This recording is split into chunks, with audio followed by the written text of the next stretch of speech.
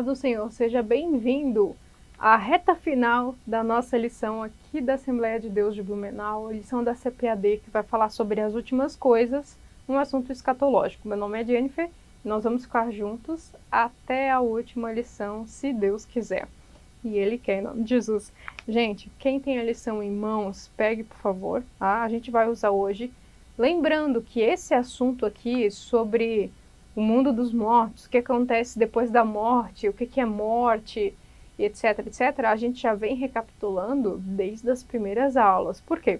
Porque essa aqui é uma lição importante que deveria ter sido uma das primeiras e não uma das últimas, tá certo? Por quê? Porque esse aqui é um tema que a gente aborda desde a nossa segunda lição, que é o arrebatamento da igreja. Então, com o arrebatamento da igreja já acontece a primeira situação de ressurreição. Aliás, as primeiras situações de ressurreição foram Cristo, que é a primícia, né? Mas a segunda situação, vamos botar assim, de ressurreição, tá certo? Que é a ressurreição daqueles que dormem ainda em Cristo. Vou pegar aqui algumas canetas.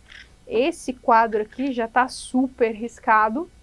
Lembrando que se você esteve comigo desde a primeira aula, essa aqui foi a nossa aula penúltima antes dessa, tá certo? Então nós já vimos isso, mas nós vamos recapitular por quê? Porque essa lição aqui, depois de ter lido bem ela, nós vamos levar ela para um tipo de um pensamento ali que você precisa entender que em 1 hora, 1 hora e meia de aula, até às vezes 30 minutos, você precisa que o seu aluno, no máximo, carregue 10% da sua aula no coração. Esses 10% ele precisa praticar, ele precisa acolher, ele precisa ruminar, guardar mesmo, tá certo? Então, gente, você precisa transformar a mente do seu aluno de alguma forma que seja impactante. Então, a pergunta é, desses 100% de aula que você vai dar, em qualquer aula, qual é os 10% que você quer que os seus alunos guardem, né? Se eles saírem daqui, alguém perguntar o que você aprendeu, o que você precisa que eles respondam. Aliás, o que o reino de Deus precisa que eles respondam. Entende? Então é isso que você precisa pensar nesse momento que você vai partir para dar aula. Por quê? Porque você estudou muito para dar 100% da aula. E você vai pegar tudo que você estudou, talvez até menos, e você vai passar para os seus alunos. Ah, mas eles não vão colher os 100% que você ensinou, ok? Então, gente, esse aqui é um tema bem complicadinho, como todos os outros de assunto de escatologia, mas eles são simples, tá? E até pode ser bem fácil se você amar muito o assunto, que é um assunto como qualquer outro, super importante. Está na Bíblia é importante. Mas olha só, a base, né, o alicerce da nossa aula de hoje, que é sobre o juízo, né? O tema da nossa aula é o destino final dos mortos e também se chama juízo final, né? Nós vamos entender por que a Bíblia chama de juízo final também. Mas a base da nossa aula é simplesmente o seguinte, é uma pergunta. Olha só, podemos escolher onde queremos passar a eternidade? Então você pode começar a aula fazendo essa pergunta para as pessoas. Você pode escolher onde você quer passar a eternidade, porque essa é a questão. Essa é a questão que permeia toda a vida cristã. Essa é a questão que permeia toda a raça humana. Onde você quer passar a eternidade? Ardendo no lago de fogo ou tendo uma vida gloriosa num corpo glorioso com bênçãos que começam agora, mas outras que você nem pode imaginar, ok? Então, eternamente, aonde você quer passar a sua eternidade? Você prefere desfrutar de coisas incríveis neste mundo e arder no mármore do inferno? Ou você prefere abnegar coisas que até dos seus olhos podem ser incríveis, mas que concorrem, que competem ali com o lugar de Deus, mas você decide, tá certo? Você decide. Romanos 12 diz que nós passamos por uma transformação de mente. Nós vamos voluntariamente a Deus. Não é Deus que vem puxando a gente. Deus chama, mas você decide se vai ou não. Então ali em Romanos 12 diz que você passa por uma transformação de mente quando você vai voluntariamente ao altar, tá certo? O sacrifício ele vai voluntariamente ao altar, ele não vai arrastado. E aí você passa por uma transformação de mente. Então o que Deus muda na sua vida? A sua mente, não a sua vida. tá certo? Deus muda mentes. Você transforma a sua vida. Com a transformação de mente, você vai entender, né, as opções, você vai entender as escolhas, você vai enxergar as portas que Deus abre, os caminhos que Deus te leva, para onde o plano, o propósito de Deus no singular, né, tá certo? Então, gente, tudo isso acontece com a transformação de mente, tá certo? Mas voltando aqui mais para pertinho do texto, aqui tem uma resposta. Essa aqui é a lição do professor, tá? Talvez não esteja na sua. Comece com essa pergunta, tá? E aqui existe uma resposta bem simples, ó. O destino eterno e definido até a hora da morte, pela forma como as escolhas foram feitas e ao todo de Cristo ou não. Então, gente, aqui você pode citar até o exemplo da porta. Existe a porta estreita e existe a porta larga, tudo bem? Só que depois que você passa pela porta estreita, não é o céu. Depois que você passa pela porta estreita, o caminho estreito que te leva ao céu, existe um percurso. Nós já estudamos sobre isso, tá certo? Então, essa aqui é o cerne da nossa lição. Por quê? Porque a lição ela não está trazendo para as coisas que acontecem depois da morte que nós já aprendemos, mas sim como você chegar até essas coisas, entende? Então existe um percurso, um caminho que você precisa percorrer com Cristo. Não é sozinho, é com Cristo. Tudo bem? Olha só. Outra coisa, esse dos dois caminhos, Mateus 7, também está na nossa introdução da revista, tá? Então pode ser um exemplo muito bem aproveitado, ok? Mas sempre é a pergunta: onde você quer passar a sua eternidade? A gente vai ver aqui os esquemas tudo de novo, tá certo? Mas antes disso, nós vamos voltar para um texto que está vindo para todas as lições, um texto que não está na lição, que é Hebreus 6. Ah, mas nós vamos de novo lê-los. Olha só, diz assim em Hebreus 6, no verso 1. E por isso deixamos os princípios elementares da doutrina de Cristo. Princípios elementares aqui, ele está falando para um grupo de irmãos que se sacrificam, né, por Cristo. Então, assim, vamos deixando os princípios elementares, quer dizer, as doutrinas básicas, né? Então, eles estão deixando assim, vamos deixar o que é básico, o que todo mundo deveria aprender e vamos partir para algo maior. É o que ele está dizendo, não vamos ficar só no básico, vamos ir para um degrau a mais, visando uma glória maior. Então, gente, existe um básico que todo mundo deveria saber, são os princípios básicos da doutrina de Cristo, né? E avancemos para o que é perfeito. Então ele está dizendo, depois que todo mundo souber o basicão, vamos para o que é perfeito, vamos para uma glória maior. E aqui tá as 5 coisas, tá certo? Que são as coisas básicas que todo cristão deveria saber, né? Deveria almejar, esperar, viver, tudo bem? Então, avançamos para o que é perfeito, não lançando de novo a base do arrependimento de obras mortas, né? E da fé em Deus, o ensino de batismo e da imposição de mãos, da ressurreição dos mortos, é o que nós estamos aprendendo, e do juízo eterno. Então, gente, coisas que você não pode colocar em jogo porque vão acontecer, são isso. Então, essas coisas não tem como dizer isso não vai, isso vai, né? Porque tem coisas aqui que entram em choque muito grande, né? Por exemplo, a gente já mencionou esse exemplo, o arrebatamento da igreja é antes, é durante, é depois da grande tribulação, né? A ressurreição é antes, entendeu? Então, essas coisas aqui dão um nó na cabeça. Existem várias escolas, né, teológicas, várias divisões, ok? Mas sobre esse assunto não existe divisões. Haverá sim ressurreição dos mortos, e uma coisa que é certa é que haverá um juízo eterno para essas pessoas também, ok? E a partir desse momento a gente vai passar agora para essa parte aqui do quadro. Se você puder ter esse quadro aqui, amém. Se você quiser reproduzir ele, hoje já está todo rabiscado, tá? Mas se você quiser reproduzir ele, não tem problema nenhum, tá certo, gente? Deu uma apagadinha. Não tem problema nenhum, tá? Se você quiser ficar só com a sua lição, também não tem problema nenhum. olha só, no começo da sua lição vai ter um texto do dia, tá? Que é como aos homens está ordenado morrerem uma vez, vindo depois disso o juízo. Por quê? Depois que morreu, ou você vai para a glória eterna, para o gozo eterno, ou você vai para o castigo, né, para o amargor eterno. Então o juízo chega para todas as pessoas. Aí a gente viu isso em muitas das parábolas, ok? A síntese do nosso texto se encontra, por mais que não esteja aqui, mas se encontra em 2 Pedro 3,9, né? Então o destino final de toda a humanidade dependerá das suas escolhas. Deus, porém, deseja que todos os se convertam e chegam ao pleno conhecimento da verdade. Esse é o desejo de Deus, que todos chegamos então à plenitude com Ele. Depois dos textos que você vai ler durante a semana, eu anotei algumas coisas aqui que são importantes, tá?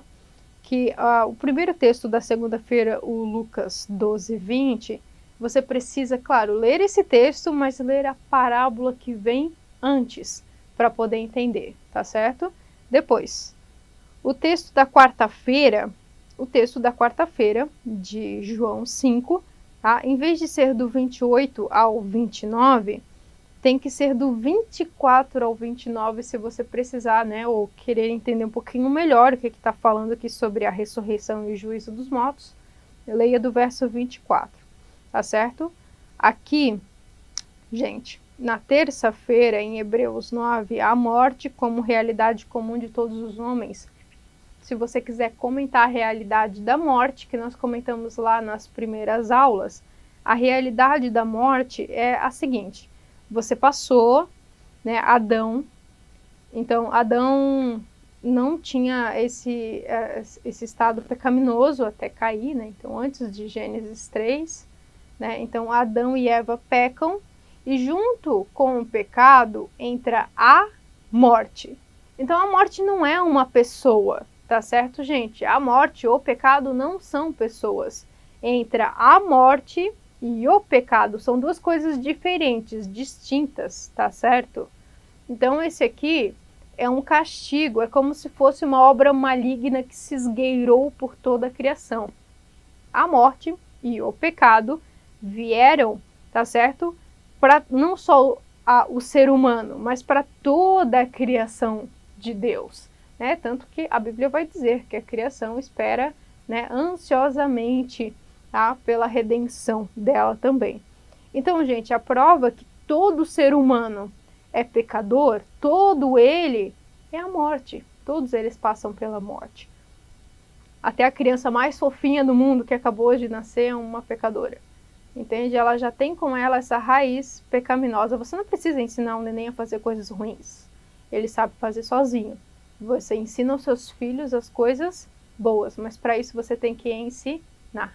Você tem que resgatar lá do fundo, né, aqueles sentimentos, né, aquelas virtudes que então estão escondidas no fundo da alma dele.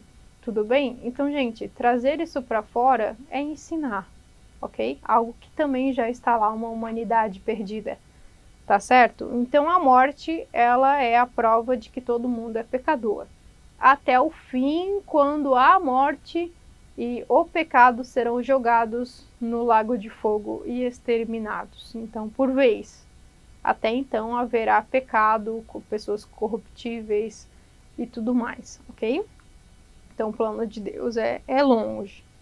Depois, aqui no finalzinho, aqui na sexta-feira, em Lucas 16, 23 e 25, o estado intermediário do justo e do injusto, né? É aquela parábola que a gente não sabe bem se é uma parábola ou não, do rico e do Lázaro, né? Então, aqui você pode explicar, só com essa parábola, né, o mundo inferior, que é o mundo inferior do Antigo Testamento, tá certo? Esse mundo inferior a gente já viu, mas nós vamos ver de novo hoje, ele muda com a chegada de Cristo no mundo, com a morte de Cristo no mundo e com a ascensão dele aos céus, ele leva o cativo o cativeiro, né? Então existe um cativo e existe um cativeiro. É a mesma coisa que o passarinho na gaiola, como fala Salmos, né? Então, gente, me livrou do laço do passarinheiro. É a mesma situação do cativo no cativeiro que fala Coríntios, se eu não me engano. Mas, gente, O cativo é o passarinho, o cativeiro, gaiola. Aqui é a mesma coisa, tá certo? Mas nós vamos ver isso aqui ainda. Era só para comentar, quando você quiser talvez passar por aqui, você menciona esse texto aqui de Lucas 16. Tudo bem? Vamos passar para frente. Aqui esse texto, né, de 1 Coríntios 15 vai falar que Cristo é a primícia de todas as coisas, tudo bem? Até aqui tudo certo. E aqui nós vamos passar por algumas distinções, tá? Vamos passar para o quadro, no final das contas. E eu trouxe para vocês, se você quiser anotar, né? Se você quiser ter isso em casa, algumas coisas que nós vamos dar uma recapitulada aqui, que nós já vimos várias e várias vezes nessa lição, mas nós vamos só recapitular, só passar por cima, tá? Então vamos lá. A igreja, esse aqui é o período da igreja, é o período que Cristo morre, tá certo? Cristo morreu, foi assunto aos céus. Aqui nós temos a primícia ou a primeira ressurreição, que foi a de Cristo, e junto com Cristo foi tão forte essa situação que várias pessoas também ressuscitaram junto com ele e viveram por um período de tempo até morrer ali naquela região onde ressuscitou. Tudo bem? Então ele é a primícia dos que dormem, tá certo? Então aqui ele ressuscitou, foi assunto aos céus, nessa situação de que ele foi até o mundo inferior, até o Hades, né? A palavra mundo inferior ou inferno ali, né, que é a palavra que a gente usa, essa palavra inferno, no Antigo Testamento se chama Seol, no Novo Testamento em grego se chama Hades, né? Quando a gente vê aqueles desenhos do Hércules, né, ou esses filmes gregos, né, ou essas culturas greco-romanas, fala sobre o Hades, sobre o mundo inferior, onde está a alma dos mortos e tal. É mais ou menos isso, tá, gente? Então, assim, existe um Hades. No Antigo Testamento, todos os que morreram iam para o mundo inferior, tá? Só que existia uma divisão. Os salvos estavam num lugar de paz e sossego e tranquilidade, né, que se chamava, então, seio de Abraão. É aquela situação do rico e do Lázaro, né, onde o Lázaro estava com Abraão ali e tal. E no outro lado existe um vale intransponível, do outro lado existia, então, um lugar de tormento, que se chamava Hades. Um verdadeiro inferno, mas não é o inferno definitivo, é só um lugar de tormento. Né? E se ali já era um lugar de tormento, imagina um inferno definitivo. O inferno eterno se chama o lago de fogo e enxofre. Esse é a definição de inferno eterno, se chama lago de fogo e enxofre. Tá certo, gente? Aqui até botei aqui, ó, lago de fogo. Então, tudo bem. Aqui é o período da igreja, onde nós vivemos até hoje, nesse período, até que haja, então, a situação do arrebatamento da igreja, tá certo? Onde Cristo encontra com a igreja nas nuvens, nos ares, né? Então, nessa situação, Cristo vem, mas também é a igreja que vai.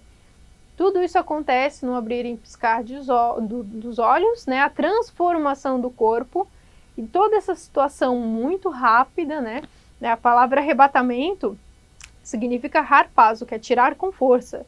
É a situação da garça que vem e pega o peixe e vai.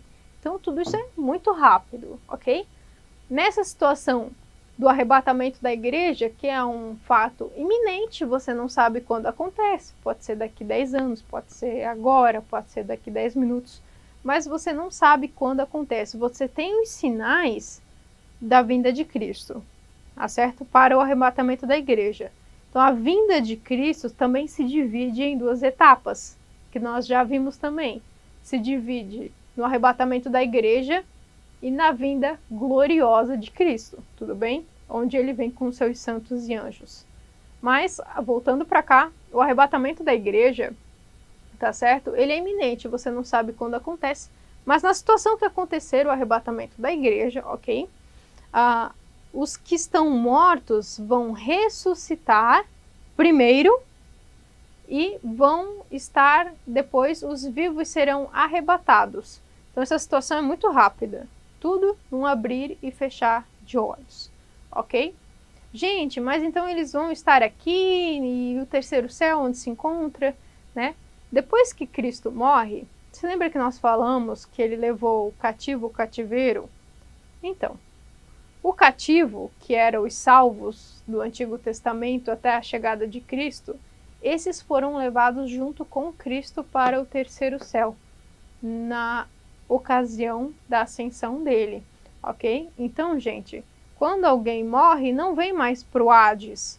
Quando alguém morre, depois de Cristo ter morrido, ressuscitado, essa pessoa a alma dela vai para o terceiro céu, já imediatamente, tá? Onde estão o quê? Descansando, tá? Algumas pessoas dizem que essas pessoas já estão aproveitando do gozo eterno, da glória eterna, tá certo? Mas não é o que eu acredito. Se o texto diz que as pessoas estão dormindo e vão ressuscitar primeiro, é porque elas estão num estado de descanso mesmo, né? Então, gente, estão aqui. O importante é que estão aqui, o que é de lá não tem que se ater muito, tá? Mas vieram para cá. Nessa situação do arrebatamento da igreja, começou o quê? A grande tribulação aqui, né? Dividida em duas etapas, né? A primeira etapa é a tribulação, depois é a grande tribulação. Aqui é mais uma relação entre Israel, é mais uma relação aqui entre os ímpios, tá certo? As pessoas que ficarem, a cristandade que ficar, né? Porque igreja não era, né? Não existe igreja infiel, tá certo, gente? Então, vamos tomar cuidado. Mas olha só, então aqui nessa situação, existem as pessoas que vão dar a sua vida para Cristo aqui, que a nossa lição vai mencionar, tudo bem? Essas pessoas que morrerem, derem a vida para Cristo também, vão por um estado intermediário, tá certo? Porque a Bíblia diz que elas vão ressuscitar até o último ponto da nossa lição, né? Diz que a segunda ressurreição, vamos dizer, ou a primeira ressurreição dessa, né, do arrebatamento da igreja, ela tem esse período aqui, tá? Então, começou aqui no arrebatamento da igreja e vai até aqui. Então, essa ressurreição dos salvos depois do arrebatamento, acredita-se que essa ressurreição ela tem um período de tempo e não ela é uma situação única e singular, tá certo? Muito pelo contrário, ela tem uma abrangência aí de um espaço-tempo bem grande, de 7 anos, vamos dizer assim, né? Então, as pessoas que morrerem na grande tribulação ímpias já vêm para cá, tormento. As pessoas que morrerem aqui vêm para cá, tá certo? Enfim, aconteceu a segunda vinda de Cristo. Cristo veio, aqui acontece a situação da separação de bodes e ovelhas, que são as nações que lutaram contra ou a favor de Israel, tudo bem? Tudo povos naturais. Nesse meio tempo a igreja já tem aqui, já passou pelo distribuição de galardões, né, pelo Tribunal de Cristo, já passou pela bodas, ninguém sabe quantos anos essa festa vai durar, tá certo, gente? Algumas pessoas dizem que dura 7 anos, não sei, pode durar uma vida inteira, a Bíblia não diz sobre isso, mas haverá essa festa, haverá essa última ceia, né, a última taça que Deus não tomou, né, porque Deus tomou uma taça com os discípulos, né, depois Deus tomou uma taça na cruz, e a última taça, que é da ceia de um judeu normal, ele não toma, mas ele está esperando para tomar com você no céu, ok? Acontece a situação da segunda vinda, as pessoas mortas aqui também vão passar por uma ressurreição, participar da igreja gloriosa, tá certo, gente? Vão receber um corpo glorificado, que são os mártires que se encontram debaixo do altar, tá certo? Essas pessoas aqui não vão receber galardão. Essas pessoas que morreram aqui não se sabe como é que vai ser essa situação, vão participar das bodas, não vão? Com certeza vão, né? Ninguém sabe quanto tempo dura essa festa. Mas voltando para o assunto que é ressurreição mesmo do mortos, tá? Essa é a situação que você sempre tem que notar.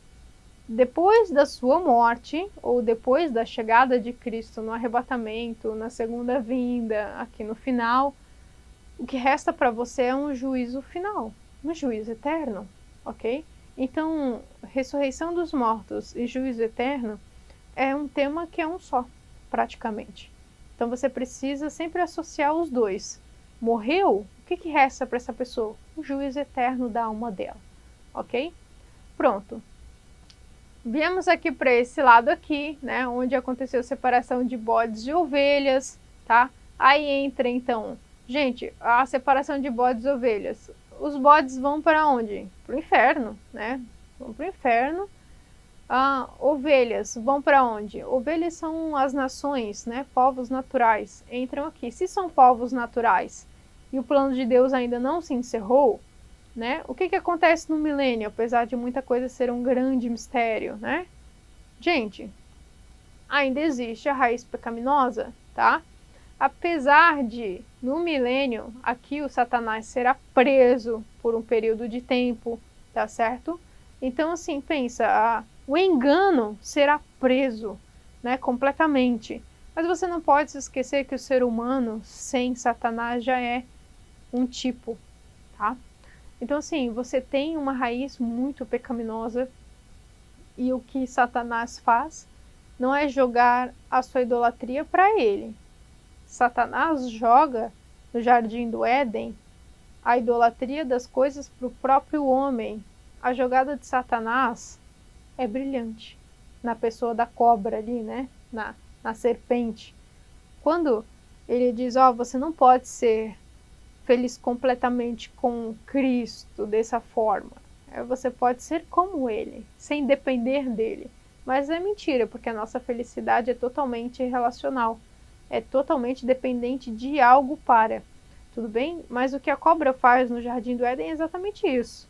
Enganou ali, mas não jogou o brilho para a cobra. Jogou o brilho para o homem, para Adão e Eva. Vocês serão.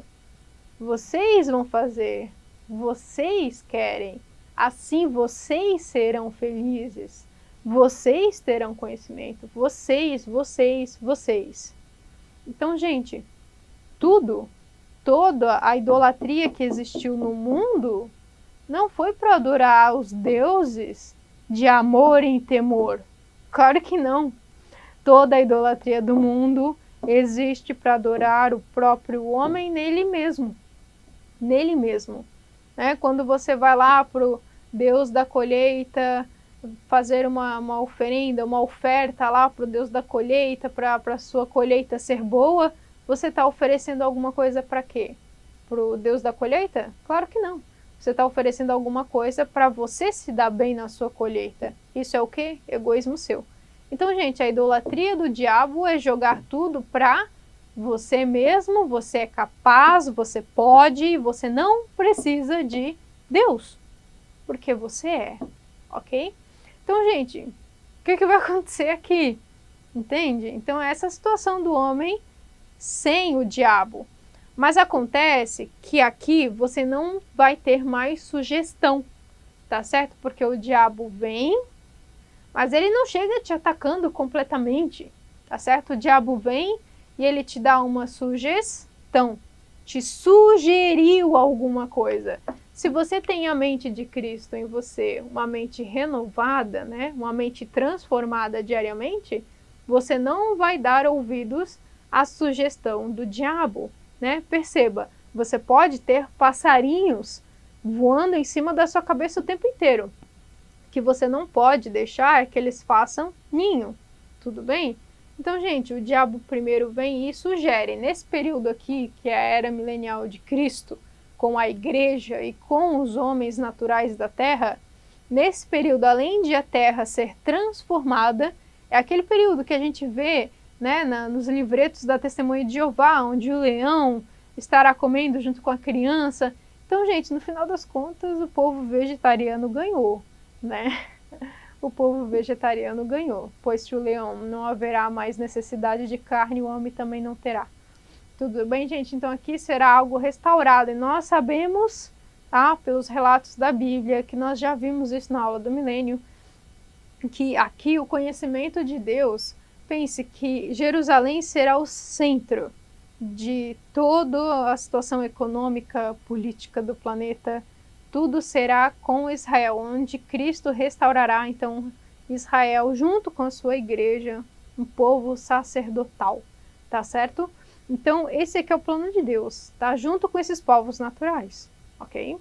E nós sabemos que eu acho que é um dos textos mais lindos que se encontra, acho que em Ezequiel. Em Isaías, perdão, Isaías ou Ezequiel, eu não lembro agora, mas fala que o conhecimento de Deus, né, estará dominando tudo, assim como as águas cobrem o mar. Então, gente, aqui será um lugar incrível, apesar de a raiz ser pecaminosa. Se não tem sugestão, ok? Então, as pessoas vão ter uma qualidade de vida bem melhor ainda com a raiz pecaminosa, tá? Mas se não tem sugestão do diabo, como saberão se elas vão servir a Deus de todo o coração ou não? Tá? Então as pessoas podem estar fazendo algumas coisas forçadas, ninguém sabe. Ah, mas eu fico pensando o impacto que Cristo vai dar nessa sociedade, entende? Nesse mundo, sendo que ele estará aqui fisicamente, vamos dizer assim, junto com a sua igreja gloriosa. Ninguém sabe como isso vai se lidar, né? Mas então tá. Aqui é o mesmo esquema, tá, gente? As pessoas que morrerem aqui vão morrer, por quê? Porque ainda não aconteceu o juízo final de toda a história. Então aqui ainda haverá o que é a morte. A morte é a prova de que todos os homens são pecadores. Então, gente, aqui as pessoas vão morrer igual, tá certo? É por isso que existe um livro da vida aqui para julgar essa gente, tá? Então as pessoas aqui, tem gente que vai morrer salva, tem gente que vai morrer, tá certo? Não salva, ok? Depois da situação, Cristo vai soltar o diabo, tá? Por um pouco período de tempo para voltar a fazer o que ele faz de melhor, que é enganar as pessoas, tá? Então pensa bem. Existe um propósito também para o diabo ter sido preso e solto agora, que é para mostrar que ele é um ser incorrigível. Não existe correção para o ser de Satanás, tá certo? Ele começa enganando, ele termina enganando. Outro dia, uma colega falou para mim o seguinte, ela foi para um seminário agora e ela botou no Instagram o seguinte, que eu achei incrível.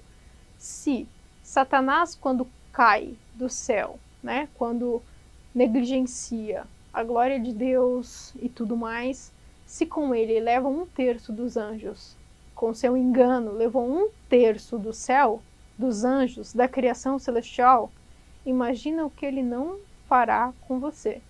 Se ele conseguiu enganar seres celestiais que estavam com Deus, o que ele não pode enganar com você? Então, gente, cuidado.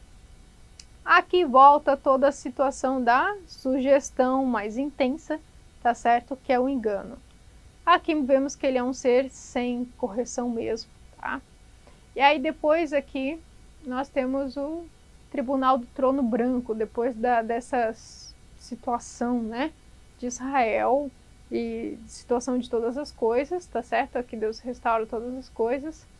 Tribunal do Trono Branco, né? Aqui é o juízo final do final, tá certo? Onde ele vai, então, literalmente, gente, perceba que o julgamento do justo é diferente do julgamento do ímpio, tá? Nós já vamos comentar isso aqui, só vou terminar o quadro e a gente já vai passar por uma lista aqui. Gente, aqui acontece, então, o Tribunal do Trono Branco, que é para os ímpios e para as pessoas que estavam aqui, né? No reino milenar, tá certo? Porque até então existe uma ressurreição aqui, ok? Essas pessoas, porque os ímpios, eles morreram aqui, claro, quem morreu e não acreditou no evangelho, mesmo estando coberto sobre o conhecimento de Deus, veio para o Hades, tá certo? Enquanto o julgamento do justo é antes, começa no arrebatamento, aqui, tá? Depois aqui. Enquanto essas pessoas já estão vivendo o gozo, a glória eterna num corpo glorificado, vivendo com Cristo nessa situação de um novo mundo, tá certo? Então, enquanto toda essa situação do justo já está rolando, o ímpio ainda está aqui no Hades ardendo, entende? Já está aqui no tormento, mas está aqui ainda, depois de tudo isso aqui, tá certo? Então, aqui acontece a ressurreição dos ímpios, tá? Só aqui, no Tribunal do Trono Branco, acontece a ressurreição dos ímpios, que é onde ele vai, então, como nós sabemos que a situação do justo é diferente, são diferentes, você vai ganhar, a gente sabe que galardão não é igual para todo mundo, né? Porque a glória dos planetas é diferente da glória das estrelas, e de estrela para estrela a glória é diferente, É o que a Bíblia diz. Então, gente, sabemos que o nível de glória não é diferente, ok? Outra coisa, os níveis de tormento e de castigo eterno também não são os mesmos para todo mundo. Aí existe uma distribuição de nível de castigo, tá certo? E a gente já comentou sobre todas essas coisas, ok? Depois acontece aqui que é a situação do estado eterno, né? Deus vai jogar tudo pro lago de fogo, destruir tudo em fogo, onde ele vai reconstituir um novo céu e uma nova terra. Terra aqui, mente aqui, que a gente não, né, tem tanto conhecimento assim para pisar. A gente sabe algumas coisas dessa nova terra, mas, gente, vocês têm que se atentar porque a gente tem mais conhecimento que está acontecendo agora. Essa pergunta que nós fazemos, onde você quer passar a sua eternidade, é uma pergunta que se enquadra em novo céu e a nova terra? Não. É uma pergunta que tem que ser feita hoje para haver uma mudança de hábito em mente hoje, tudo bem? Então, essa pergunta se enquadra aqui, que é onde você está vivendo hoje, que é a aula que vem. Então, mas aqui haverá um novo céu e a nova terra, você não vai viver no céu com Cristo, né? Mas sim num Éden restaurado. Deus fez um habitat para o homem que se chama terra. E ele vai restaurar isso para ele de novo. A única diferença, gente, é que na primeira situação do primeiro Éden, ele colocou uma interrogação no jardim, que é a árvore da vida, a árvore do conhecimento, aliás, né? A da vida não, a da vida foi tirada. Mas é a árvore do conhecimento. Gente, você acha que ele vai colocar essa interrogação de novo? Não. Aqui já é o estado eterno de todas as situações, ok? Eu vou procurar um texto aqui que eu quero ler para vocês, que é bem importante. Vamos ver, eu salvei aqui.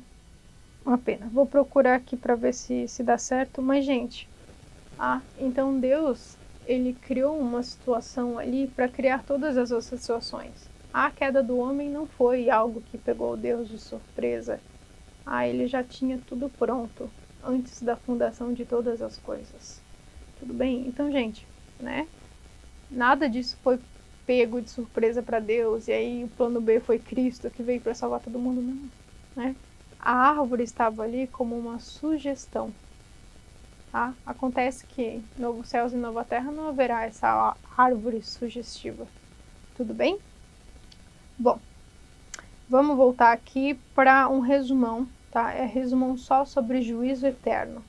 Eu vou ler algumas coisas aqui com vocês, se vocês quiserem anotar, amém. Tá? Isso aqui, nada disso está na lição de vocês, é algo bem mais esmiuçado que você pode procurar em casa.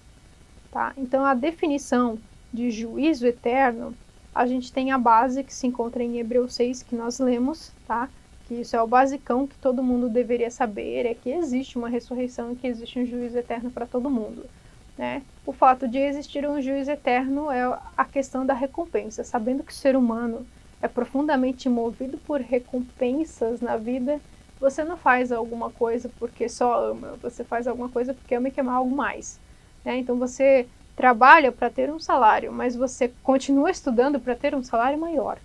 Então essa questão de recompensa permeia o homem do começo ao fim, tudo bem? Outra coisa, Deus, sabendo disso, deu a distribuição de galardões, ok? Então vamos lá. Por que o nome juízo eterno, né? Porque o que acontecer nessa ocasião e ser julgado ali será para toda a eternidade. Então passou ali, foi julgado ali, essa vai ser a permanência do seu estado. Não existe, depois da morte, como reverter a situação quadro, tá certo, gente?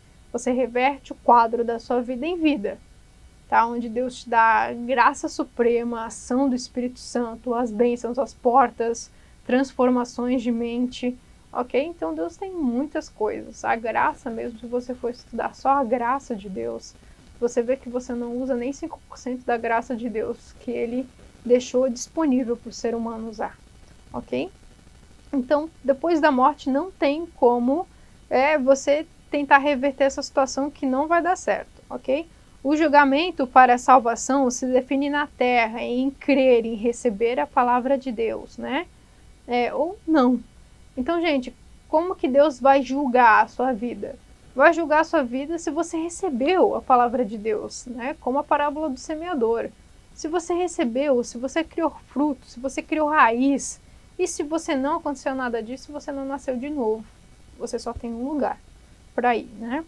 Então aí, Marcos 16, João 3, João 12, ok? Os julgamentos posteriores serão que já foi definido antes do sentido de salvação e determinam recompensa das obras, tá? Esse aqui é a questão do galardão. Fundamentos sobre esses juízos eternos são os seguintes: toda obra será julgada e haverá julgamento para os que fazem o bem e para os que fazem o mal, Eclesiastes 12, tá certo, gente? Então, tudo que você fizer aqui, vai ser julgado. Nada vai passar batido. Quando você vai para o céu, você passa pelo fogo. Então, sim, tem pessoas que vão ganhar galardão, tem pessoas que não vão ganhar, tá? Mas, assim, tem gente que diz assim, eu só quero ir para o céu. Não, gente, não viva essa vida medíocre, não. Tá certo? Não basta só você ir para o céu. A sua vida não vai fazer sentido aqui, tá certo? O ladrão da cruz não fez nada para Deus, só se arrependeu, reconheceu nesses instantes ali e foi para o céu, ok? Agora, pensa comigo, se você tem toda a oportunidade de fazer algo para Deus, que é um privilégio você fazer qualquer coisa para Deus, não tem por que você ficar, né, só querendo ir para o céu. Então é porque você não tem conhecimento da recompensa e que você nem sabe que recompensa é essa. Tudo bem? Mas vamos lá. Eclesiastes 12. Todo homem terão, ou todos os homens terão que prestar contas a Deus. Romanos 14, Hebreus 4. Então haverá um julgamento separado. Nós já comentamos sobre isso. Deus julga o ímpio com o ímpio, Deus julga o justo com o justo. Não julga ninguém junto com ninguém. A situação de Jó, né? Deixa eu achar aqui a referência. A situação de Jó foi mais ou menos essa, entendeu? Deus tirou ele da cidade, julgou a cidade de Ló, aliás, né? Julgou a cidade, tirou ele fora, tirou a sua família, né? E julgou todo mundo separadamente. Então existe um julgamento separado para todas as coisas, tá bom? O tempo determinado é depois da morte, mais especificamente na ressurreição. Nessa situação da ressurreição é que acontece o julgamento, entendeu? Diferentes níveis de recompensa que nós já vimos, né? Então nós temos os galardões que serão diferentes um do outro, segundo o que cada um fez, 1 Coríntios 3:8, né? Então ali nós temos que tem pessoas que têm obras como ouro, como prata, como pedras preciosas, tem pessoas que têm feno, palha, madeira, né? Então essa situação de você passar pelo fogo, né, e escapar como pelo fogo, tem gente que quer ir para o céu, só quer ir para o céu e faz qualquer coisa na terra só para continuar nos caminhos de Deus, mas não fez nunca o que Deus tinha para você. O plano e o propósito de Deus nunca foi feito por você, entendeu? Então você tem que entender isso. Deus tem alguma coisa para você. Depois da sua conversão, a coisa mais importante que você tem que saber não é você se agarrar no departamento da igreja e começar a fazer qualquer coisa. Não. Você tem que saber o que Deus tem para você. Procure o seu propósito depois da conversão. Ok? Então, enfim, né, a condenação dos ímpios também se dará em diferentes níveis, segundo o que cada um fez. Mateus 23:14. A maior parte disso é tudo parábola, tá, gente? O fogo do julgamento vai provar as obras de cada um, mesmo aqueles cujas obras não permaneceram serão salvos, mas sem galardão. Nós já comentamos sobre isso. 1 Coríntios 3:12-15. Escapou como pelo fogo. Essa situação de escapar como pelo fogo é a mesma situação de uma pessoa que está dentro de um casebre, pensa nessas casinhas assim, de madeira bem antiga, e essa casa começa a pegar fogo, né? Não essas casas lindas e modernas de hoje em dia de madeira, mas essas casas antigas. Então essa pessoa escapa como que pelo fogo. Tá tudo queimando, ela só conseguiu sair da casa rapidinho, sapecada mesmo ali, mas saiu viva. Não levou nada, só saiu ela, porque o resto da casa queimou. Entende? Então essa é a situação de escapar pelo fogo ali, tá certo? Não conseguiu levar obras nenhuma. Por quê? Porque a de uma madeira queimou tudo. Tá bom, gente? Próximo. quantidade e qualidade. Aqui entra as duas parábolas que nós tanto frisamos do começo ao fim nessa lição, que são as parábolas importantíssimas, tá, gente? Então, Deus vai nos recompensar não pelo quanto nós fizemos, e sim pela fidelidade, né, e em fazer o que ele nos pediu. Mateus 21:16. Essa é a parábola dos servos na vinha. É aquela, vem um na primeira hora, um na segunda, um na terceira, na quarta. Chegou no final do dia, todo mundo recebeu igual. Um trabalhou 12 horas, outro trabalhou 5, outro trabalhou 1 hora. Né? Todos eles receberam a mesma recompensa. O que você precisa entender é que não é a quantidade do tempo que mede a sua recompensa, o que você fez, mas é a qualidade de fazer aquilo que Deus pediu para você fazer. Entende? Se Deus pediu para você fazer alguma coisa 1 hora antes de ele vir retirar a igreja e você fez bem feito, tá? Porque não é só fazer. Tem gente que faz as coisas certas do jeito errado, não dá em nada, tá, gente? Então você tem que fazer as coisas do jeito certo. Tudo isso vai medir, tá certo? Então não é o tempo do que você faz. Você precisa começar fazendo bem. Se Deus te deu o privilégio de você fazer alguma coisa durante 30, 40, 50 anos da sua vida, amém. Faça bem feito do começo ao fim, tá? Porque se você começar bem e terminar mal, é a besteira que você fez no final que vai contar e vai apagar tudo o que você fez o resto da sua vida. Então cuidado, tá certo? E se você tinha poucos dias, poucas horas, pouco tempo para fazer o que Deus te pediu e fez bem feito de coração, querido, a sua recompensa, como fala a parábola, é igual do que fez a vida inteira. Tudo bem? Então, não fique ligando para isso, ok? Próximo. A qualidade do que fazemos conta. 1 Coríntios 13, 12 ao 15, é então a passagem do ouro, prata, pedras preciosas que vão ser. Por quê? Porque existiram obras que eram de ouro, de prata, de pedras preciosas. Se você joga isso no fogo, ela não entra em detrimento, ela fica ali, ok? Derrete. A outra, feno, palha, madeira, entrou em choque. Então, gente, a qualidade daquilo que a gente faz é como eu falei, tem toda a diferença. Por quê? Porque se você fez algo que Deus te pediu do jeito errado, vai virar feno, palha, madeira, vai queimar, vai se deteriorar. Mas se você fez a coisa certa, vai ser obras, tá, que não entram em choque com fogo, ok? Depois aqui, ó, o que Deus pede é segundo a nossa capacidade. Aqui tem a parábola, eu esqueci o nome aqui, mas deixa eu falar para vocês. Parábola dos talentos, a parábola dos talentos. É tanta coisa que até foge da mente da gente. Tá certo? Aqui, isso mesmo. A parábola dos talentos, né? Mateus 25, tá? Mateus 25, do 14 ao 13. Ele vai te pedir alguma coisa, tá? Essa parábola, ela é bem profunda. A gente pode estudar ela separadamente, se Deus quiser. Mas, gente, olha só. Ele dá 5 talentos, outro ele dá 3, outro ele dá 1. São iguais? Não, não são. Ele deu a capacidade, tá certo? De cada um. Outra coisa, o que falhou, o primeiro e o segundo multiplicaram. Um tinha 5, foi para 10, um tinha 3, foi para 6, ok? Então, gente, multiplicaram. Se for em questão de multiplicação, os dois multiplicaram igual, 100%. Se for em questão de capacidade, não foi igual, porque um tinha 5, foi para 10, um tinha 3, foi para 6, ok? Outra, o desobediente, olha, você só pode desobedecer se você sabe, se você obedece, tudo bem? Então, todos eles eram crentes, eram igreja, ok? Todos eles tinham o quê? Um propósito. Todos eles tinham um propósito.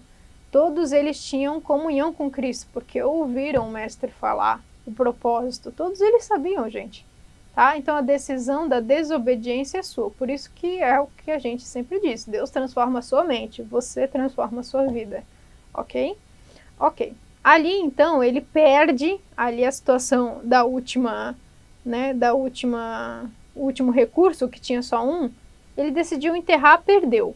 Só que presta atenção, Deus tira daquele que tinha 1 e deu para o que tinha 10. Ele não deu para o que tinha 6. Então Deus tira daquele que não quer e não dá para qualquer um. Ele dá para aquele que tem maior capacidade de multiplicar. ok? Então, gente, percebam essas coisas no reino de Deus, né? E por último, para encerrar, saber ou não a vontade de Deus pesa muito. Lucas 12, 47 e 48 eu vou ler com vocês para encerrar a nossa aula, tá certo?